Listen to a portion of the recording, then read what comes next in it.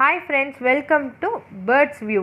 இந்த வீடியோவில் நம்ம எதை பற்றி பார்க்க போகிறோன்னா காக்டெயிலை எப்படி நம்ம வந்து ஹேண்ட் ஃபீட் பண்ணுறோம்.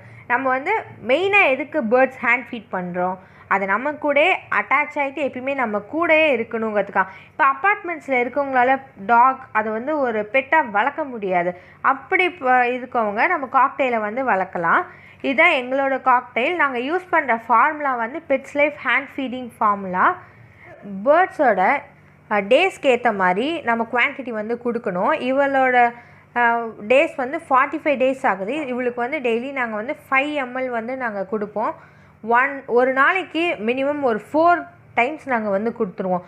3 hours ஒன்ஸுங்கிற பேசிக்ஸில் கொடுப்போம். நைட் டைமில் கொஞ்சம் கம்மியாக கொடுப்போம். ஏன்னா ஹாட் வாட்டரில் தான் இதை நல்லா மிக்ஸ் பண்ணி கொடுக்கணும்.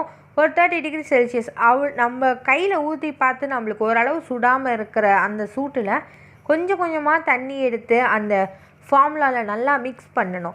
அந்த ஒரு மாதிரி லம்ஸ் ஒரு மாதிரி கட்டாமல் அந்த அளவு நல்லா மிக்ஸ் பண்ணிவிட்டு, ரொம்ப தண்ணியாகவும் இல்லாமல் ரொம்ப கெட்டியாகவும் இல்லாமல் அவளுக்கு ஈஸியாக சாப்பிட்ற அளவு இருக்கிற மாதிரி நம்ம வந்து மிக்ஸ் பண்ணிவிட்டு சிரிஞ்சில் நம்ம வந்து கொடுக்கணும்.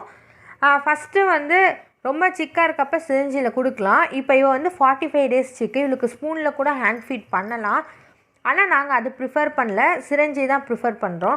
ஏன்னா அவளுக்கு வந்து ஒரு மாதிரி கம்ஃபர்டபுள்னஸ் வரும். இதே நாங்கள் ஸ்பூனில் கொடுத்தோன்னா அவள் சைடில் எல்லாம் லீக்கேஜ் ஆகி அதுக்கப்புறம் அவள் ஹேர்லெல்லாம் அதை ஒட்டிக்கிச்சுன்னா அதை ரொம்ப நம்ம பார்க்காம விட்டுட்டோன்னா அதுக்கப்புறம் அதை எடுத்து க்ளீன் பண்ணுறதெல்லாம் அவளுக்கு வந்து ரொம்ப கஷ்டமாக இருக்கும். நாங்கள் பாருங்கள், இது வந்து 5 ml சிரஞ்சி. இதில் 5 ml எடுத்துக்கணும். ஃபஸ்ட்டு ஏர் எல்லாம் ரிலீஸ் பண்ணிட்டு ஃபுல்லாக எடுத்துகிட்டு அந்த சிக்குக்கு வந்து கொஞ்சம் கொஞ்சமாக கொடுக்கணும். ரொம்ப வந்து ஃபோர்ஸாக வந்து நம்ம ப்ரெஸ் பண்ணிவிட்டு அவளுக்கு வந்து உள்ளே வந்து கொடுத்துடக்கூடாது. இப்போ நம்மளே வந்து ஃபாஸ்ட்டாக சாப்பிட்டா நம்மளுக்கு அப்படியே ஒரு மாதிரி விக்கிக்குள்ள, அதுவும் நம்மளுக்கே அப்படி இருக்குன்னா அது ஒரு குட்டி ஒரு பேர்ட், அவளுக்கும் அப்படி தான் இருக்கும். ஸோ கொஞ்சம் கொஞ்சமாக அவளுக்கு வந்து கொடுக்கணும், பொறுமையாக கொடுக்கணும். அந்த ஃபுட் பேக்கோட ரேஞ்ச் வந்து நம்ம வந்து செக் பண்ணிக்கிட்டே இருக்கணும். ரொம்ப அளவுக்கு அதிகமான கொடுத்துடக்கூடாது, அதோட உயிருக்கே வந்து அது வந்து ஆபத்தாக ஏற்படும். பொறுமையாக வந்து கொடுத்துட்டே வாங்க. அந்த 5 ml தீர வரைக்கும் கொஞ்சம் ரிலீஸ் பண்ணி கொடுக்கணும். இல்லை அதுக்கு வந்து ஒரு மாதிரி மூச்சு திணற ஆரம்பிச்சிடும். நம்ம ஃபீட் பண்ணி முடித்தோடனே அந்த சைடில் இருக்கிறதெல்லாம் நல்லா ஒரு டிஷ்யூ இல்லைனா ஒரு கிளாத் வச்சு நல்லா வந்து வைப் பண்ணி எடுத்துடுங்க. இல்லைனா அது வந்து ரொம்ப கட்டியாக ஆகிட்டு கடைசியாக அது ரொம்ப பெருசான அப்புறம் நீங்கள் க்ளீன் பண்ணிங்கன்னா அது பேர்ட்ஸ்க்கும் வலிக்கும், நம்மளுக்கும் ஒரு மாதிரி கஷ்டமாக இருக்கும். அப்புறம் நம்ம அந்த ஹேரே கட் பண்ணுற மாதிரி தான் நம்மளுக்கு வந்து வரும். அதனால் நம்ம ஃபஸ்ட்டு கொடுக்குறப்பே நல்லா வந்து ஃபுல்லாக வைப் பண்ணிவிடுங்க.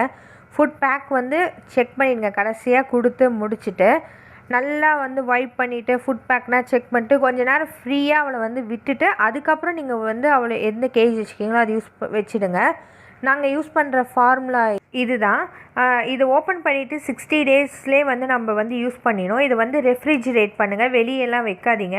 இந்த வீடியோ உங்களுக்கு பிடிச்சிருந்தால் லைக் பண்ணுங்கள், ஷேர் பண்ணுங்கள், சப்ஸ்கிரைப் பண்ணுங்கள், கமெண்ட்